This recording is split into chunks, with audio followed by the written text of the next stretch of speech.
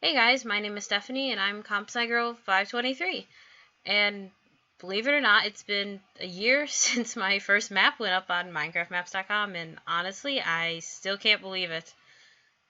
If anybody had told me a year ago that that map I had just uploaded, which I was terrified of uploading, would have turned into an entire series and then into another series and then a puzzle map and a bunch of other stuff, I would have told them they were insane. And now I still can't quite believe it. But yeah, I really appreciate all of you guys supporting my series and the map making and everything. It's a lot of fun, and thank you guys. I really do appreciate it. So I guess we'll start with what you guys are probably here for. Is I asked you guys about a week ago if you had any questions for me or any comments you wanted me to read. So I have another monitor over here that has all the comments. So let's see what we got. Alright, on my other screen over here, I actually have the video up that I had put up, and I have the comments underneath it. Alright, let's see. I'll attempt to try to say your username. I apologize if I say it horribly wrong. Alright, let's see. What do we got? Mike Cube Game Z. I'm assuming that's how you say that. How many parts do you think the SI files will be? Or how many maps? And also, keep up the great work. I love your maps. Well, thank you. I'm glad you enjoy the maps. And how many parts do I think it'll be? It depends. I have a few ideas.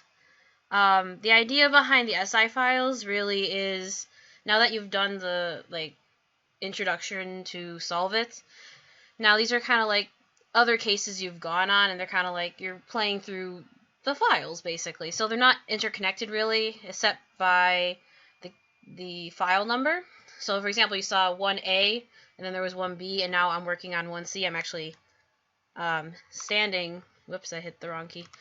I'm actually standing in 1C right now, which you guys know is called Escaped. And yeah, I don't know how many maps it's going to be. I have quite a few ideas. I have them actually written out on a text document. And yeah. Alright, let me tab out of Minecraft real quick. Okay, next one. Thinkachu123. I think that's how you say that. I again apologize if I say anybody's username wrong. How do you make the really cool looking maps, not the adventure map like the Minecraft, the item ones? So I have a piece of software that I have that converts basically a JPEG or a PNG into the map data. I think I got the link for the download from one of the Minecraft forum pages. One of my playtesters actually sent it to me. SMP Mike 23 sent it to me. And yeah, so I think if you look online, you actually can look up map data converter, and you could actually then upload your own images you want to put in your Minecraft world. Alright. Husky Links. I think that's how you say that. I really enjoyed your maps. Can't wait for the next one. Well, I'm glad you enjoyed them, and I am working on the next one right now. As you can see, I'm standing in the code. It's going to take a while, unfortunately. Like I said in all my other videos, I am in school, so it does take some time to actually program everything in between doing homework and studying and, you know. Alright. I don't have one. Says, have you ever considered making a map with multiple endings? And you can go back to each part and try for a different ending. Also, you love my maps and the mini maps on Minecade. Well, I'm glad you enjoy my maps. I'm glad you like the mini maps on Minecade. I haven't made one on Minecade in a while. I really should go back on Minecade. Yes, I have considered making a map with multiple endings. I have an idea actually written down for one, but I am not sure when or if it will ever be released. It's just simply an idea that I have written down. There's no story for it at the moment. Let's see. Star Z. What do you think you will do after SI Files is finished? How many parts will SI Files be? And you also like the idea with a multi-ending map. After the SI Files is done, I'll probably, at that point, I would have thought of something else, hopefully, that I would go on to do. I do have a lot of other maps ideas that are like on a document that don't actually pertain necessarily to solve it. But again, I don't know exactly how many parts it's going to be. Let's see. Let's see. I'm going to come back to this one because that involves something else that I will show you. 2017 Alley Cat. Your maps are my favorite, and I played every single one. Well, thank you. I'm glad you like my maps. I appreciate it. I don't know how to pronounce this username, but they say, hey, this is Crazy Gaming Nation, so I'm assuming that's their other username. Why don't you live stream instead? Oh, instead of doing this video. The reason is because I wanted to try out the webcam on this video, because I've not ever figured out how to turn the webcam properly, like, get the settings right, so hopefully this video has the webcam working. I do live stream now, actually. I just started doing that because I thought it'd be kind of interesting to show people what I actually do when I'm programming and kind of answer some questions as well. Would you ever do, this is from Mystic Rose, would you ever do map making tutorials? If you guys want me to, I can, like, probably during the summer, more likely, because then I could probably do them more consistently. Again, during the school year, it's kind of difficult, because tests and studying and everything. Let's see. Maranor? I am sorry if I mispronounced that. Did you ever think about using real voice dialogues in your maps? Did you play Reflections? And if you did you like the map? I didn't play Reflections, but I did see somebody, I watched a video of it, and it looked like a really, really cool map, so good job. And did I ever think about using real voice dialogues? If I could figure out how to do it, I'd probably try. There's a lot of stuff is, if I figure out how to do it, I'll try to add it into the map, or if I think it would be kind of an interesting element to add, I would. At this point, probably not going to add voice dialogue anytime soon. Maybe someday, but not anytime soon, really.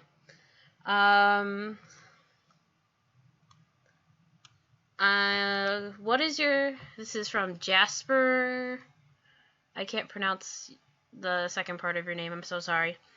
What is your process in making the story to your maps? How do I come up with such interesting stories? Well, I'm glad you think the stories are interesting. How I kind of come up with the stories is they just kind of pop into my head. A lot of the map ideas come really randomly. For example, 24 Hours, I was actually on vacation in the car with my family. We had been in the car for several hours, and I started thinking about the concept of time. And I was like, oh, time, that's an interesting concept.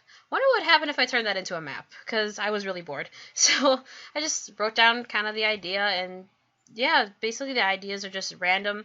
I try to base the stories off of, like, I think of a location I'd want the story to happen. I think of some of the stuff I would want this to happen in the story, and I slowly just start writing, and yeah, that's kind of how I come up with the stories. It's really random.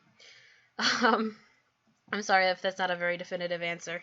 But it is really random how I come up with the stories. Like Mastering the Mind, I was sitting at lunch at school, and I was studying, and I'm like, I do a lot of stuff with I'm thinking, and yeah, Mastering the Mind came out of that.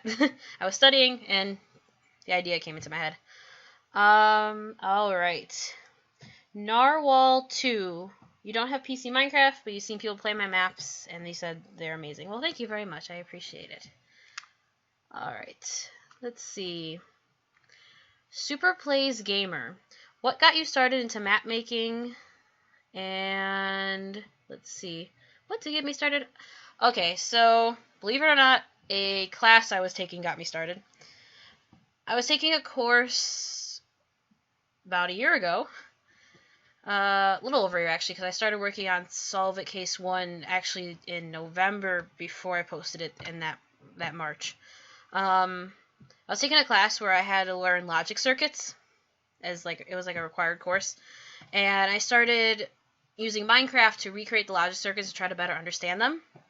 And then eventually I was like, oh, these logic circuits are used to make maps, and I'm like, well, what if I try putting these logic circuits together and see what happens, and that's actually kind of how I got into it. Let's see. This is from Super T. What's the trick to not making dialogue feel too forced or too direct? Okay, this is not meant to be a pun, but there's a fine line you kind of have to walk there. So basically, when I'm writing the dialogue, I kind of try to think, okay, how much can you let the player know without giving everything away? I try to use a lot of subtlety, where it's okay if they don't pick up on it right away, but it's also okay if they do. I try to give everything in pieces. I usually have you guys notice I have a lot of like mini puzzles. It's because that way I can give you information, but you're also working for the information, kinda. So that way I'm not completely directing you, but I'm also giving you some freedom to kind of figure it out on your own as well. So just like allowing the player to kind of have a little bit of freedom is a good way to try to make the dialogue not feel too forced. So give them a general direction of where to go, and usually people pick up on it pretty quickly. And then we have Lexa Plays. Your maps are amazing. You have so much fun playing them. Keep up the good work. Well, thank you very much for that. Okay, I'm going to go back to the two that I skipped. Or I skipped one, I think. The one I skipped. Alright, I'm going to go back to the one that I skipped, because that one actually, I'm going to show you guys some of the process of how I'm actually programming all of this stuff. So let me go back real quick. Let me find it.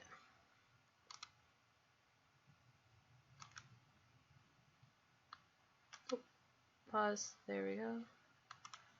The video started playing. Where's the question? Okay. TV5 contestant 2. Do you make every command in the command blocks individually or by application? And for how long did I study command blocks? And also, can I make a multi-ending map? Alright, so multi-ending map we talked about. Do I make every command in the command blocks individually? Technically, yes. I don't use an application. What I actually use is this. So you're going to see this come across the screen. Whoops, sorry. Again, I had this on a other screen. Alright, so what you see in front of you is basically a text document that I have. So when I started making maps, I actually started compiling together all the commands that I actually use. So like here is for character speech, player speech. If I want to add in a player's name, different ways you add in players' names, all the test fours that I use for different things, for custom items. This is for teleportation directions, so I know when I'm trying to make a player or an entity face a certain direction, I know which values to use. Custom armor stands, if I just want the name. If I want to pose an item, like you can pose armor stands so they can look like when they're standing up or if they're sitting down, stuff like that. Disabling slots on entities. I just learned that, I think, last map is the first time I actually was able to disable slots. I didn't know that was a data tag. And this is custom characters, how I can equip armor to your player. So like if you're fighting and I can like give you certain pieces of armor. Sounds, particles, effects, scoreboard, title, execute command. And down here you see when I'm working on a cipher, there's a little bit of a hint on how I'm figuring out ciphers. I'm usually just using A to Z and Z to A. But you can see, like, I have a ton of different files open up here. So, like, this is the story for Escaped. I was working on it earlier. This is the code so far. I have doors and other things. Characters, armor stands, etc., etc.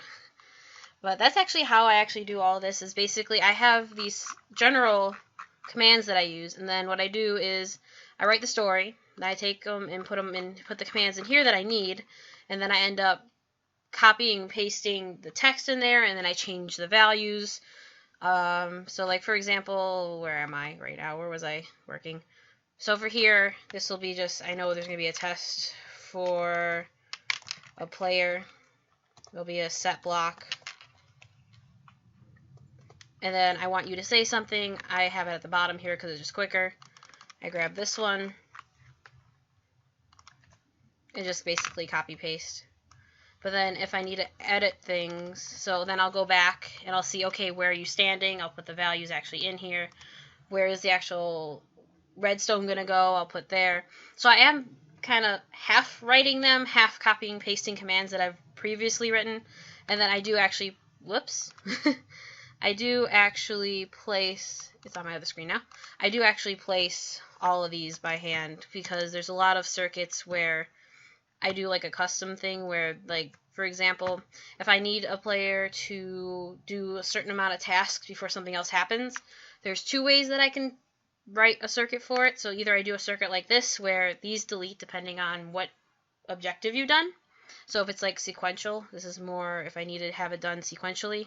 If I want, if I'm leaving it up to you guys when you guys want to do certain objectives, then I use a system like this, where I have basically an armor stand, and then I could teleport that armor stand relative to where it's located and use it like a scoreboard basically, but without having to have all those scoreboards running in the background and everything. It's just an easier way for me to see exactly where things break basically.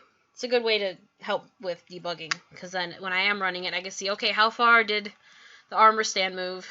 How many things actually broke? For testing purposes. That way it's easier. Also, it's easier then to fix problems when I am testing. Just like, okay, now I know this is how far the player has gotten. I can just teleport the armor stand to where it's supposed to be, keep going, and then go back and fix it type of thing when I'm doing my first initial playthroughs. So that's basically how I end up doing all of this. And then, of course, building takes a long time. But, yeah, you learn to hide command blocks and stuff like that. And yeah, so that's basically pretty much all I really have time for right now. I have some stuff I need to get done. So yeah, thank you guys for watching this. Thank you guys for supporting my map series. I really honestly do appreciate it, and I hopefully can keep making more maps for you guys. I really do enjoy making them. They're a ton of fun. And yeah, so whoops. I have a different keybind for perspective because, yeah. So, yeah, I guess I will see you guys later. Bye.